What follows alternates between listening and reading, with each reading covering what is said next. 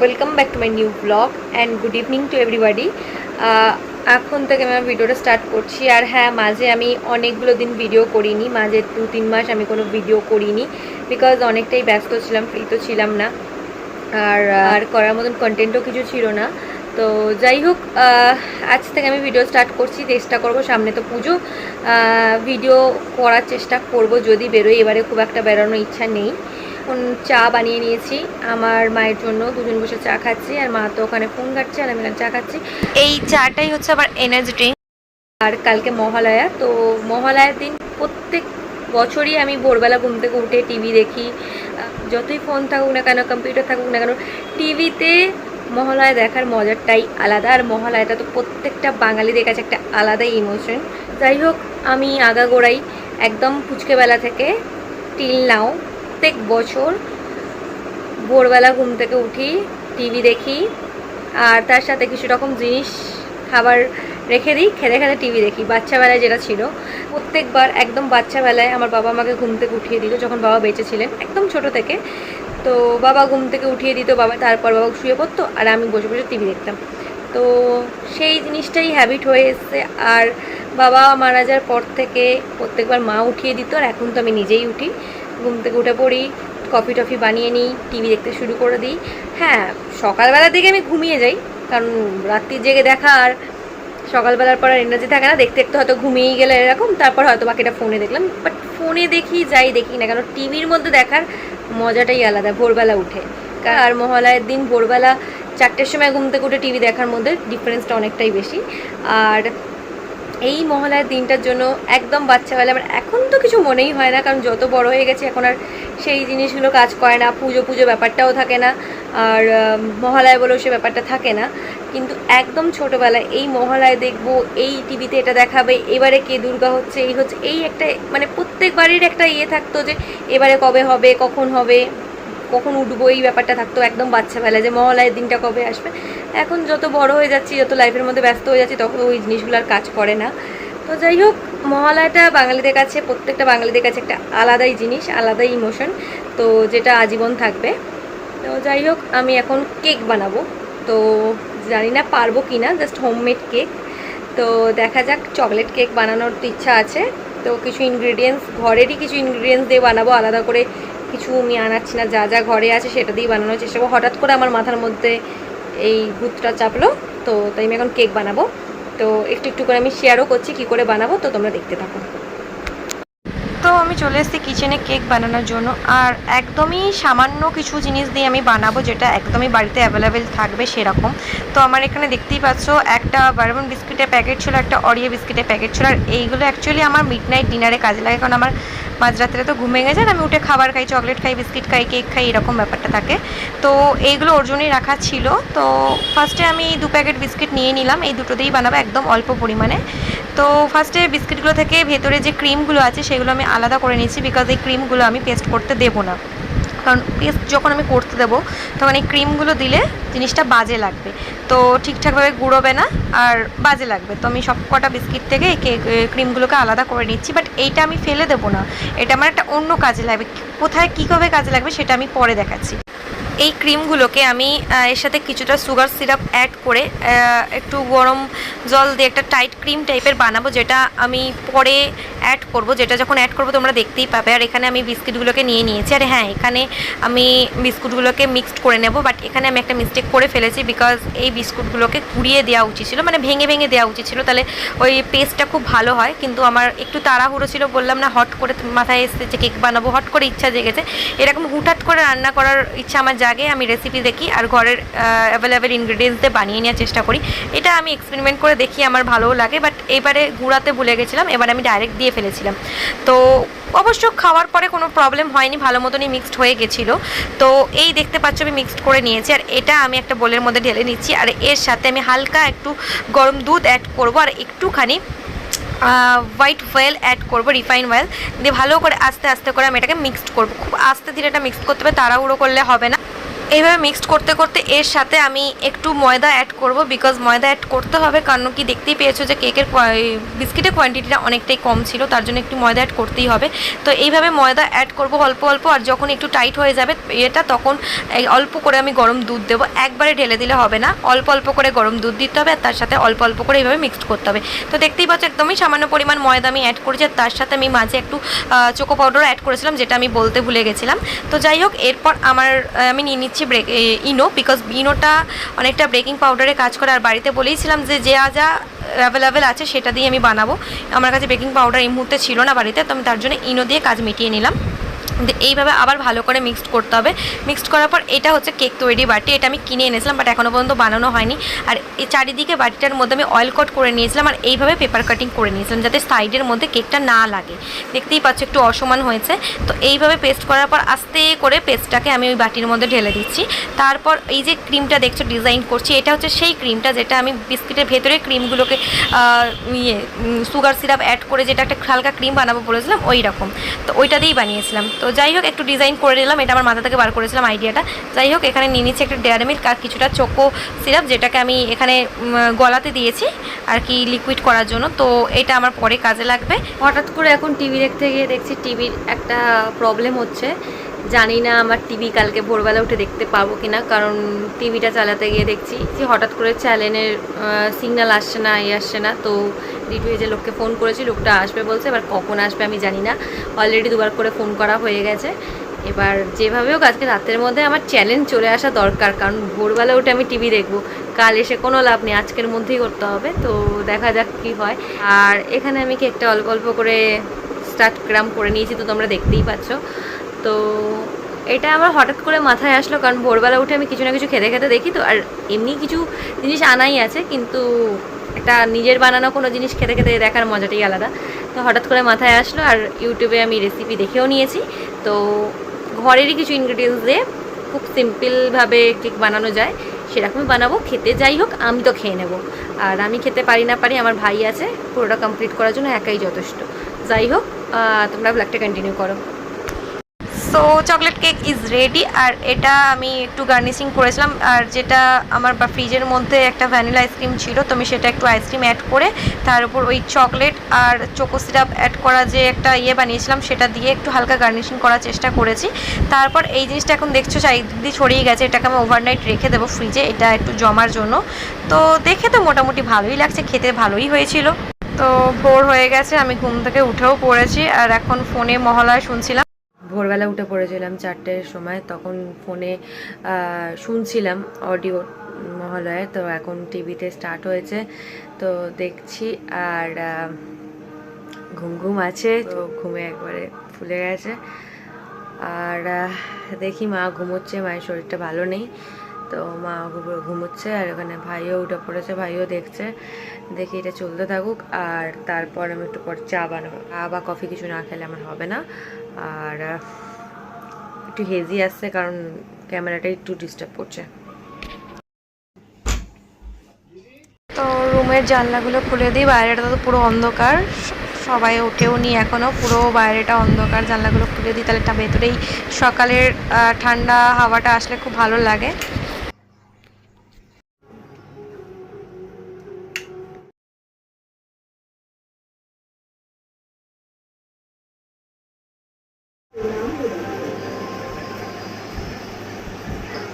তো যাই হোক, এখন টিভির সামনে বসে আছি, টিভির সামনে বসে আছি, টিভি দেখছি। লাইটটা অফ করে দেবো, লাইটটা অফ করে দেখলে সেটা অন্ধকার অন্ধকার ফিল আসবে, বাট আকাশের অবস্থা ভীষণ খারাপ। এখানে সিগন্যাল ইস্যু হচ্ছে। কালকে রাত্রেবেলা ওই লোকটা শাড়ি দিয়ে গেল, তারপর আবার এখন দেখছি সিগন্যাল চলে যাচ্ছে, আবার আসছে, কী হচ্ছে জানি না। বাইরে কি বৃষ্টি হচ্ছে না বুঝতে পারছি না। তো যাই হোক, দেখি আমি আর একটু পরে কফি করবো। যাই হোক, তোমরা ব্লগটা কন্টিনিউ করো। তো আমি ব্রাশ করে ফ্রেশ হয়ে নিয়ে চলে এসেছি কিচেনে। এবার একটু চা করতে হবে, তা নাহলে আমার আবার ঘুম পেয়ে যাবে, কারণ এতটা ভোরবেলা তো আমি উঠি না জেনারেলি, কারণ আমি একটু ঘুম কাতুরেই আছি। তবে হ্যাঁ, এখন ঘুমটা কমে গেছে। তো যাই হোক, এখানে আমি চা বসিয়ে নিয়েছি, আর একটু দুধ চাই বানাবো, কারণ আমি লিকার চা একদমই খাই না, আর আমি পছন্দও করি না। লিকার চা খেলে আমার মনেও হয় না যে আমি কিছু খেয়েছি বলে, প্লেন জল আর চা সমান।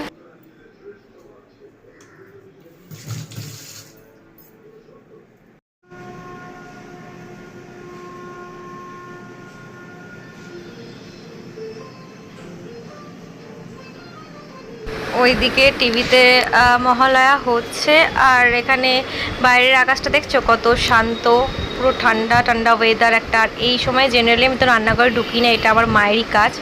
তো মাই সব কিছু সকালবেলা করে, কারণ ভোরবেলা উঠে আমার পক্ষে কিছু করা পসিবল না। আমি রান্না করি খুব খুব একটু দরকার হলো করলাম, আর একটু শখে করি। আর সকালবেলা আমার ডেইলি রুটিন, আমি অনেকটা করে জল খাই।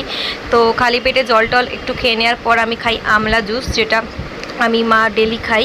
হ্যাঁ, এটা খেতে ভীষণই ভীষণই একটা বাজে টেস্টের, কিন্তু এটা খেতে হয়, এটা শরীরের জন্য খুব ভালো, তাই আমি আর মা ডেলি খাই। তো এটা একটু নিলাম, ভাবছি কতটা নেব, অল্প কি বেশি, কারণ এটা ভীষণই বাজে খেতে। যারা খাও তারা নিশ্চয়ই জানো। তো এটা আমি ডাইরেক্ট খেয়ে নিতাম, তো মা আমাকে বারণ করে যে ডাইরেক্ট খাস না, একটু হলেও জল মিক্সড করে খা, কারণ ডাইরেক্ট খেলে আমার ভীষণ দাঁতের মধ্যে শিরশির লাগে, একটা অস্বস্তি হয়, মুখটা কীরকম বাজে হয়ে যায়। তো ওই জন্য আমি হালকা করে জল মিশিয়ে নিয়েছি, কারণ খুব একটা বেশি জল মেশাই না, কারণ তাহলে এর যে গুণ সেটা নষ্ট হয়ে যায়, তো সেখানে খাওয়ার কোনো মানে হয় না। তো আমি এটা খেয়ে নিলাম। আর এদিকে আমার চাটা হচ্ছে, কড়া করে দুধ চা। আজকে মাকে রেস্ট দিয়েছি, মা একটু ঘুমাচ্ছে। মা অনেক আগে মহালয়া দেখতে পড়ে উঠে, এখন আর বয়স হচ্ছে, তো এখন আর মা ওঠেও না। আর মা একটা দিন অন্তত ছুটি নিক। আর এখানে দেখতে পাচ্ছ বাইরে বৃষ্টি হচ্ছে, আর পাশে ফ্ল্যাটটা হয়ে যাওয়ার পর সব ঢাকা পড়ে গেছে আমাদের বাড়ি। তো যাই হোক, রাস্তা তো দেখাই যায় না, আর বাইরে বৃষ্টি হচ্ছে, বেশ শুমশাম এলাকা, খুব শান্ত একটা এলাকা। আর এই সকালের পরিবেশটা আমার ভীষণই ভালো লাগে, তার মধ্যে যদি হালকা বৃষ্টি থাকার। এখানে আমার হয়ে গেছে কড়া করে দুধ চা, এটাকে আমি আর একটু কড়া করবো, নাহলে আমার মন ভরবে না। বাট এটা আমি জানি যে হেলথের জন্য ভীষণই খারাপ, কিন্তু যেটা ভালো লাগে সেটা তো ছাড়া পসিবল না।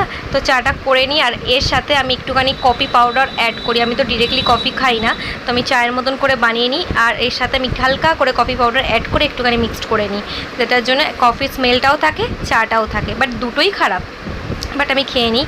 আর এখানে আগের দিনের যে কেকটা বানিয়েছিলাম ফ্রিজ থেকে বার করেছি, দেখেছো কেকটা কতটা সফট হয়েছে। তো এটা একটু গার্নিশিং করেছিলাম, কেমন একটা ঘেটে গেছে, বাট প্রফেশনাল তো নই না, জাস্ট ইচ্ছা হয় তাই বানাই। বেলা দেখা হয়ে যাওয়ার পর আবার চা খেয়ে নিয়েছিলাম। তো তারপর মা চান টান করে ঘরে পুজো করে নিল, আর তারপর মা ভাই আমি তিনজন মিলে গেছিলাম গঙ্গার ঘাটে, যেহেতু তর্পণ করার একটা ব্যাপার থাকে। আর গঙ্গার ঘাটে ভীষণভাবে ভিড় আজকে, ভীষণ ভিড়, মানে একটু দাঁড়ানোর জায়গা পর্যন্ত নেই। আর ওখান থেকে ফেরার সময় বাজার করে নিয়ে চলে এসেছি, আর এখন খাচ্ছি পরোটা। আর তো এখন আমি ব্রেকফাস্ট করবো, নিয়ে নিয়েছি গরম গরম পরোটা, এটা দিয়ে ব্রেকফাস্টটা কমপ্লিট করে। জেনারেলি রোজ এই সময় এর আগে আমার ভাত খাওয়া হয়ে যায়, সকালবেলা একদম সকালবেলাতেই আমার ভাত খাওয়া হয়ে যায়, বাট আজকে একটু অন্যরকম। তো এখন পরোটা আর ঘুগনি খাচ্ছি। আর এর তো গঙ্গাঘাট থেকে ফেরার সময় আজকে একটু মাটন নিয়ে এসেছিলাম, আর বাজার করে এনেছিলাম। তো আসার সময় ওখানে মাছ পেয়ে গেলাম, আমাদের ফ্ল্যাটের নিচে যে সোনা কাকু আছে, তো সোনা কাকুর কাছে ইলিশ মাছ ছিল, কাকু বললো, তো নিয়ে চলে আসলাম, কারণ ইলিশ মাছটাও ফেভারিট, কোনটা ছেড়ে কোনটা খাবো বুঝতে পারছি না। তো যাই হোক, আমি দুপুরে সিম্পল লাঞ্চ করলাম। মায়ের শরীরটা আজকে খুব একটা ভালো নিতে, আমার রেস্ট করছে, তাই আমি এখানে আলু ভাজা করেছি, এখানে মাছের ঝাল করেছি, আর মাছের যে তেলটা হয় ইলিশ মাছের তেলটা, ওটা করেছি। আর তার সাথে ডাল বানিয়ে নেব, আর একটা সিম্পল তরকারি বানিয়ে নেব, সবজি। আর মাটনটা রেখে দেবো, সেটা রাত্রে একটা প্রিপারেশন করব, বিকজ দুপুরবেলা দুটো জিনিস একসঙ্গে ডাইজেস্ট হবে না। ঘুম থেকে সন্ধ্যাবেলা উঠে চলে এসেছি রান্নাঘরে, আর এখানে মা চা বসিয়ে রেখেছে। তো চাটাকে আমি একটু কড়া করে ফুটিয়ে তারপর নামিয়ে নেবো। ঠিক আছে, রেডি হয়ে গেছে আমার গরম গরম চা, এর সাথে আমি একটু কফি পাউডার অ্যাড করে নিয়েছি। তো 1:07, আর আমি দুপুরবেলা খাওয়া দাওয়া কমপ্লিট করে শুয়ে পড়েছিলাম, ফোন ঘাঁটছিলাম, একটু ব্লগটা এডিট করছিলাম, আর একটু টুকটাক ফোনে দেখছিলাম, ভাবলাম জেগেই থাকবো, তারপর দেখলাম ঘুমিয়ে গেছি।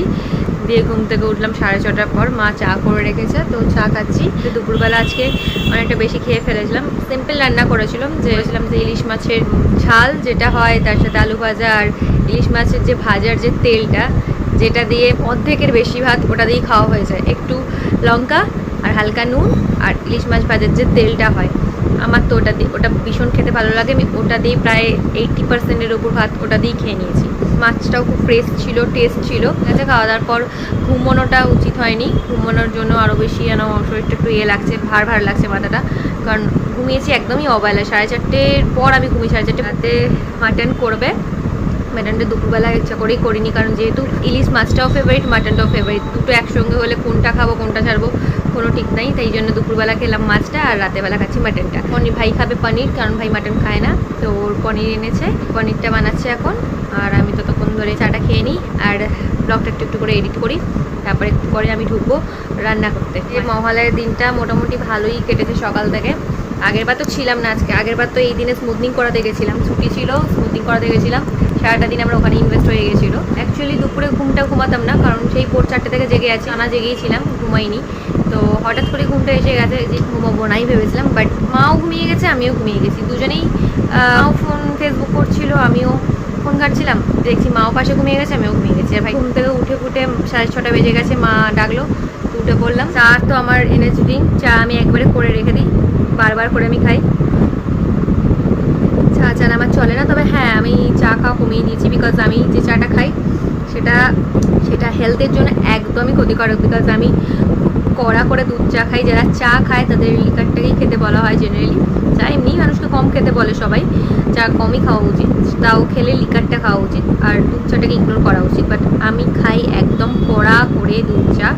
আর কফিটা জেনারেলি আমি খাই না, কারণ আমি সকালেই বললাম কফিটা স্মেলটা ভালো লাগে, জাস্ট ওই কফি চায়ের মতন করে চাটাকে বানাই, তার সাথে কফি পাউডার আমি অ্যাড করে দিই, আলাদা করে আমি দুধ থেকে কফি ডাইরেক্ট ওরকম খাই না, কারণ কফিটা খেতে আমার মা বারণ করে, আর আমি কফিটাকে ইগনোরও করি, খুব ছাড়া আমি খাই না। খুব ইচ্ছা করলো যে কড়া করে খেতে তখন খাই, বাট কফি খাওয়াটা ঠিক না, তাই আমি চাটাই খাই। চাটাও ঠিক না, বাট এটা ছাড়া আমার চলবে না, কারণ চায়ের আমার ভীষণ নেশা। চা যদি আমি না খাই তো আমার মাথা ধরে যাবে। মানে শত গরমে এরকমও হয়েছে যেখানে মানুষ কোল্ড ড্রিঙ্কস খায়, সেখানে আমি কোল্ড ড্রিঙ্কস তো কিনে রাখি সাথে, কিন্তু চা আমি 1 কাপ খাবো, তার 15-20 মিনিট পর আমি কোল্ড ড্রিঙ্কস খাবো, কিন্তু চা আমাকে খেতেই হবে, মানে এতটাই চায়ের নেশা।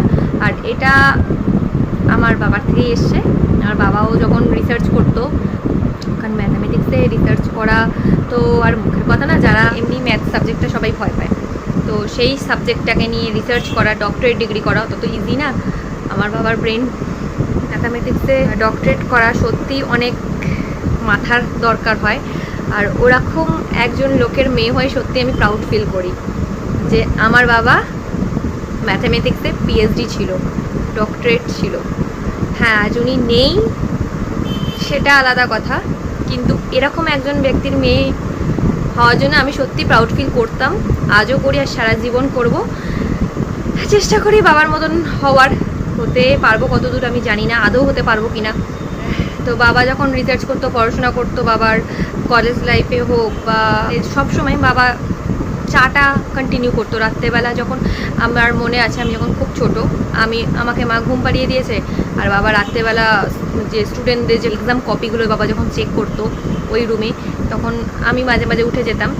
তো যেহেতু আমি একটু বাবা ভক্ত ছিলাম, কারণ মায়ের সাথে খুব কম টাইমই থাকতাম, বাবা যতটা টাইম বাড়িতে থাকতো আমি বেশিরভাগ টাইম বাবাকেই জুড়ে থাকতাম, আর বাবা আমাকে সবথেকে বেশি টাইম দিত, কারণ সারাদিন যেহেতু থাকতো না, সন্ধ্যের পর বাবা যখন ফিরতো পুরো টাইমটাই বাবা আমাকেই দিত।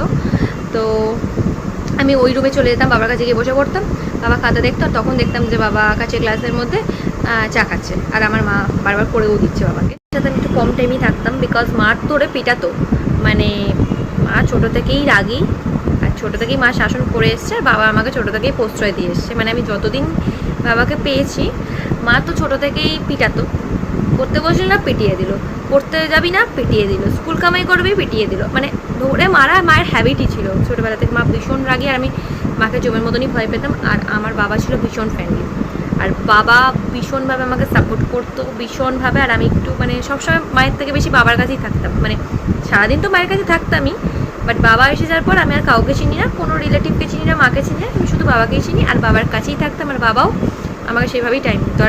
আর একটা জিনিস, ব্যাপারটা কি, আজ এতগুলো বছর আমি বাবাকে ছেড়ে আছি মানে কি, বাধ্য হয়ে। সে মানুষটা আজ পৃথিবীতে নেই, কিছু করার নেই, তাকে ছেড়ে থাকতে হবে। তাই নাহলে বাবা যতদিন বেঁচে ছিল, বাবাকে ছেড়ে আমার এক রাতও থাকতে পারতাম না, আমি মাকে ছেড়ে থাকতে পারতাম। আর খুব কম বয়স থেকে আমি মাকে ছেড়ে থেকেছি, বিকজ আমার ভাই যখন হয়, মা তখন ভাইকে নিয়ে মামার বাড়িতে ছিল, ভাই হওয়ার পরে আমি তখন স্কুল চালু হয়ে গেছিলো, আমি বাবা আর ঠাকুমা আমাদের বাড়ি চলে এসেছিলাম, মানে আমাদের ফ্ল্যাটে চলে এসেছিলাম। তো বাবা ঠাকুমা এদের সাথে থাকতাম। আমি মাকে ছেড়ে থাকা হ্যাবিট ছিল, কিন্তু আমার বাবাকে ছেড়ে থাকা একদমই হ্যাবিট ছিল না। মানে মানুষ কী হয় ছোটোবেলায়, যে মাকে ছাড়া কাঁদে, থাকতে পারে না, ঘুমোতে পারে না, কিন্তু আমি বাবাকে ছাড়া থাকতে পারতাম না। আমার বাবাকে দরকার থাকবে, যাই হোক, আমার হাত কেটে যাক, পা কেটে যাক, যাই হোক, আমার বাবাকে দরকার লাগবে। ছোটোবেলায় খেলতে খেলতে পড়ে গেলাম, আগে বাবাকে ফোন করো, বাবার সাথে আগে ফোনে কথা বলো, আমার ব্যথা করুক যাই করুক, বাবার সাথে ফোনে কথা না বলা পর্যন্ত আমার যেন শান্তি হতো না। আমার সব সময়ের জন্য বাবাকে দরকার লাগতো, সে আমার কিছু না হলেও ধর শরীরটা এমনিও খারাপ লাগে, আমার বাবাকে চাই, এরকম ব্যাপারটা ছিল। তো সেরকমই বাবা মানে ভক্ত, মানে বাবাকে ঘিরেই থাকতাম। তো ওই জন্য বাড়ি ফেরার পর বাবা পুরো টাইমটাই আমাকেই দিত।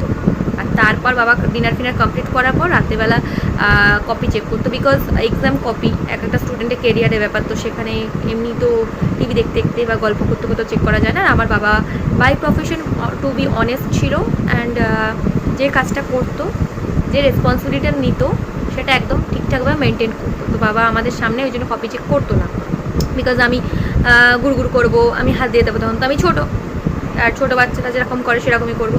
তো ওই জন্য আমরা ঘুমিয়ে পড়ার পর বেসিক্যালি আমি কিছু করতাম না, আমি একটু মানে বাবার কাছে শুধু বসে থাকতাম, আমি দেখতাম যে কে কিরম নাম্বার পাচ্ছে, কারণ স্কুলে তো আমাদেরও কপিতে নাম্বার দিত, আমি দেখতাম কে কত নাম্বার পাচ্ছে, বাবা কিরম নাম্বার দিচ্ছে, আমি কিছু বুঝতাম না কিন্তু বসে বসে দেখতাম। আর আমার ভাই, এটা তখন বাবা যখন মারা যায় তখন তো ভাই অনেকই ছোটো ছিল, কিডজিতে পড়তো, তো ভাই খুব একটা পাইনি, ও হামাগুড়ি মানে হয় না, হামাগুড়ি দিয়ে খাতা খাতা টানতো, ও একটু ডিস্টার্ব করতো, আমি কিছু করতাম না, আমি বসেই দেখতাম।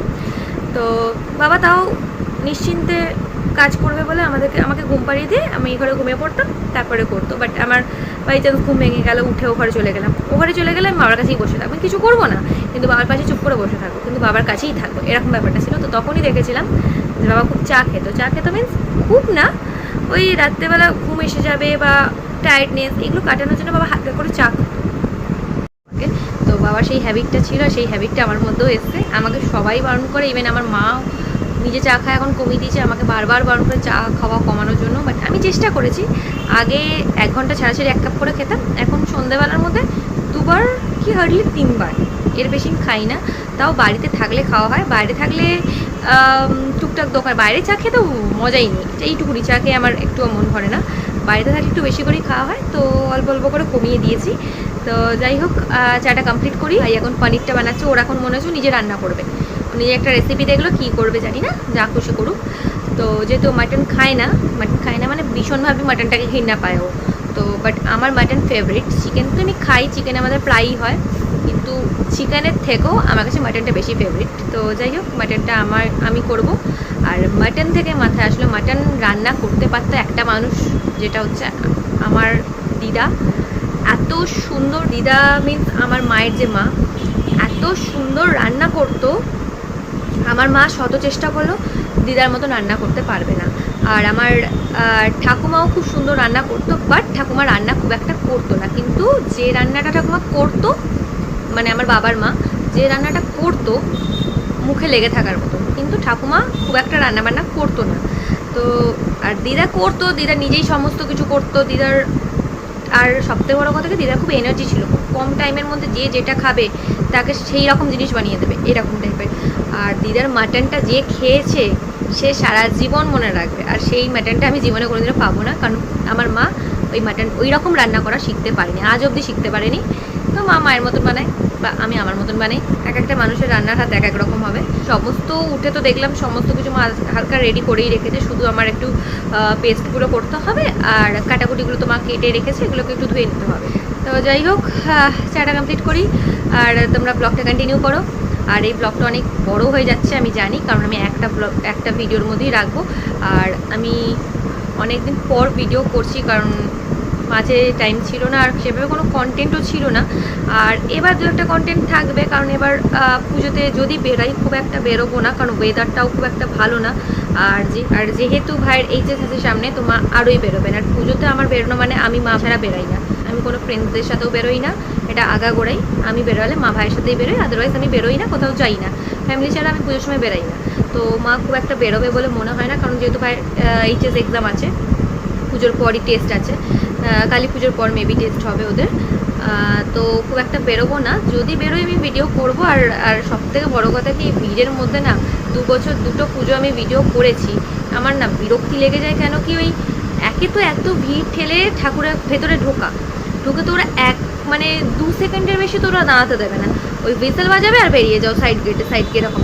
সেখানে এত কষ্ট করে ঢুকে, তাও আবার এরকম ভিডিও করতে করতে যাওয়া, এটা না আমার সত্যিই বিরক্ত লাগে। প্রথম খুব ভালো লাগতো, বাট এখন বিরক্ত লাগে কি, কোনো কিছু নিজেই দেখতে পাচ্ছি না তো ভিডিও কী তুলবো, এরকম ব্যাপারটা। তো দেখা যায় গল্প করে করার চেষ্টা করবো। আর খেতে ভিডিও, যারা ফুড ব্লগার কী করে পরে আমি জানি না, কারণ এই খাবার খেতে খেতে ভিডিও করা আবার খাওয়া কোনোটা দিয়ে আমি কনসেন্ট্রেট করতে পারবো না। তাহলে সেই খাবারটা খেয়ে আমি স্যাটিসফাইডও হতে পারবো না, আবার ভিডিওটা করেও স্যাটিসফাইড হতে পারবো না। ওই জন্য খাবার ভিডিও খুব একটা করি না, জাস্ট হালকা ঝলক দিয়ে ছেড়ে দিই, আর বেশিরভাগ টাইম আমি ইগনোরই করে দিই। তো যাই হোক, ব্লগটা কন্টিনিউ করো। তো আমি চলে এসেছি কিচেনে, আর এখানে অনেক কিছু রান্না করতে হবে। দুপুর থেকে অলরেডি আমি ভিনিগার, হলুদ, তেল আর বাকি যে গুঁড়ো মশলাগুলো আছে ওইগুলো দিয়ে মাংসটাকে অলরেডি ম্যারিনেট করে রেখে দিয়েছিলাম, যার জন্য মাটনের যে বাজে স্মেলটা ওটা চলে যায়। আর এখানে মাটন রান্না করার জন্য বাদ বাকি সমস্ত কিছু জিনিসগুলো কেটে কুটে নিয়েছি। এর মধ্যে পেঁয়াজ, আদা, রসুন পেস্ট করতে দিয়েছি। এখানে আমরা এই পেস্টটা আলাদাভাবেই করি, তাহলে টেস্টটা ভালো বোঝা যায়। আর তারপর ওই পেস্টটা অলরেডি ম্যারিনেট করে রেখে দেওয়া মাটনটার মধ্যে আবার ভালো করে মিক্সড করে নিচ্ছি, যাতে মাংসের মধ্যে এটা পুরোটা ভালোভাবে মিশে যায়। আর এদিকে ফ্রাইড রাইসটা করবো বলে চালটা নিয়ে নিয়েছি বাসমতি রাইস, তো সেটা ভালো করে ধুয়ে তেল দিয়ে জলের মধ্যে কিছুক্ষণ ভিজিয়ে রাখবো, তাহলে রাইসটা ভেঙে যায় না রান্না করার সময়। আর এখানে সবজিগুলোও ধুয়ে নিয়েছি ভালো মতন করে। আর এখানে যেহেতু ভাই মাটন খায় না, ও পনির খাবে, তো পনিরটা এনেছিল, বললো ফ্রাই করে দিতে হালকা করে, তো ফ্রাই করে হালকা করে গরম জলে ভিজিয়ে রেখেছি যাতে পনিরটা সফট হয়। আর এখানে রাইসটা আমি বসিয়ে দিয়েছি, আর মাটনের জন্য আলুগুলোকে ফ্রাই করে তুলে রেখে দিয়েছি। আর এখানে মাটনের জন্য পেঁয়াজ, রসুন, টমেটো ফ্রাই করে নিয়ে তার উপর paste, ginger garlic onion paste দিয়ে মাংসটাকে দিয়ে ভালো করে কষিয়ে নিচ্ছে। এই কষানোটা খুব ভালোভাবে কষাতে হবে, ওই জন্য আমি বেশি ভিডিও করি না, কারণ রান্নার সময় ভিডিও করলে রান্নাতে কনসেন্ট্রেট করতে পারি না। যত বেশি কষাবো তত বেশি ভালো লাগবে। আর কষানোর পর ওখানে ফ্রাই করে রাখা আলুগুলো আমি দিয়ে দিচ্ছি, আর তারপর আমি এগুলোকে একবারে প্রেশার কুকারে দিয়ে দিয়েছি।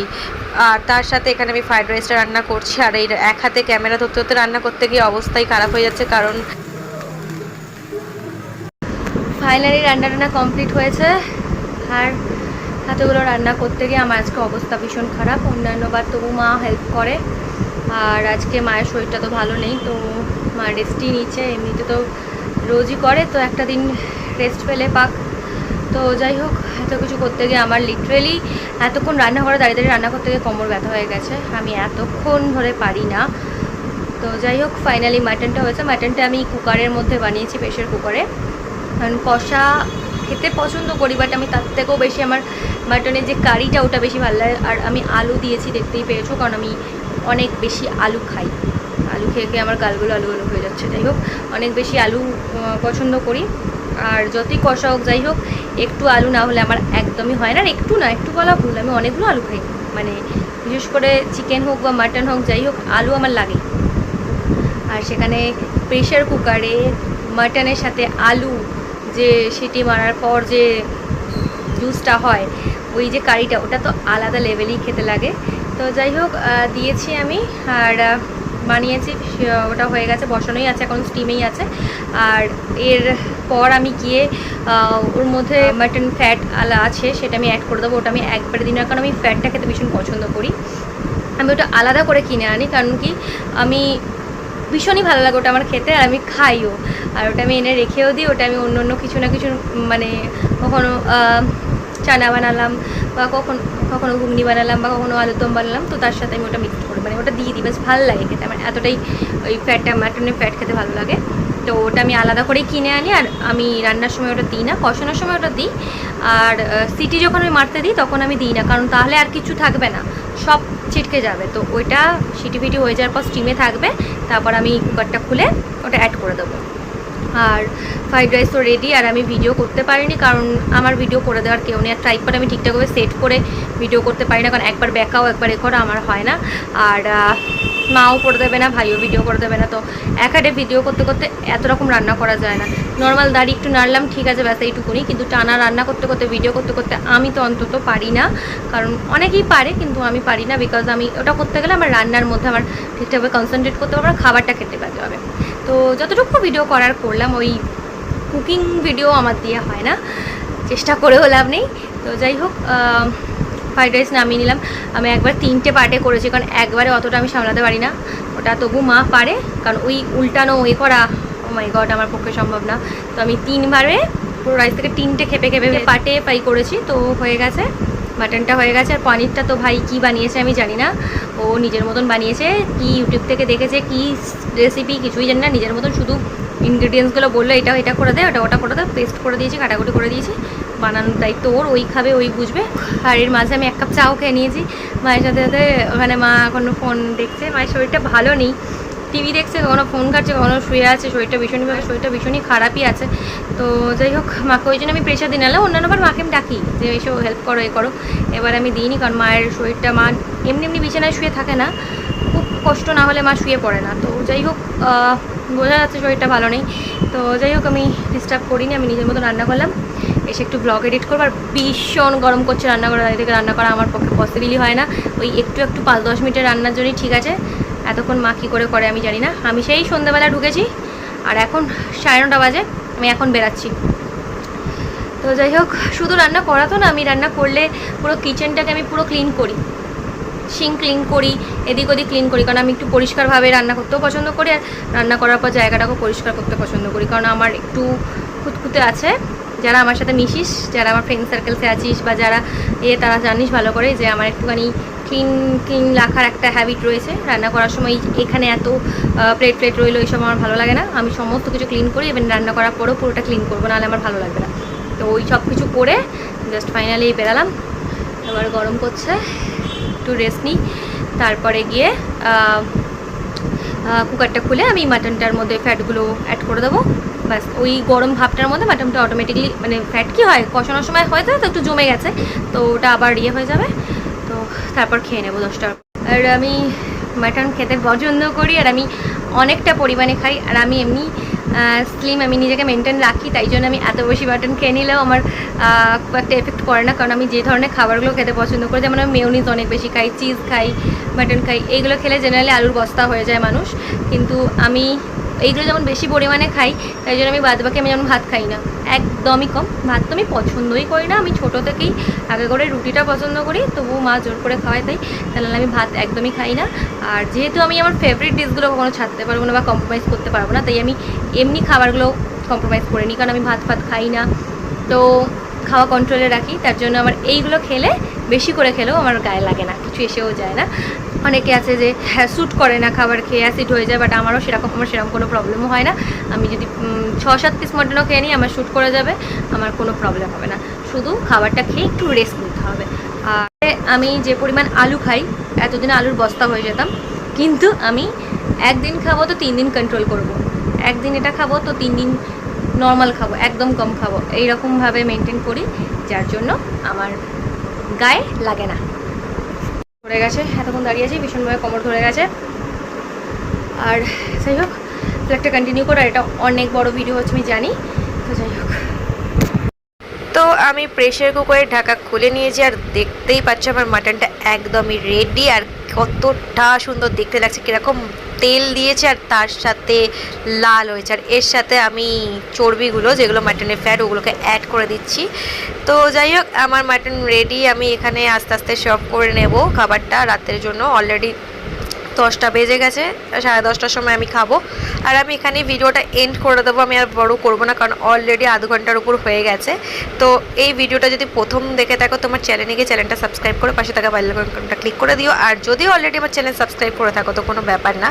তো মাটনটা দেখতেই পাচ্ছ, চারিদিকে ঢাল থেকে তেল বেরিয়ে গেছে, ওটা ভালো করে ক্লিন করতে হবে। আর এখানে নিয়ে নিচ্ছি রাইসটাও অনেকটা পরিমাণই বানিয়েছিলাম, আর ভাইয়ের অলরেডি খাওয়া হয়ে গেছে, এবার আমি খাবো রাত্রিবেলা।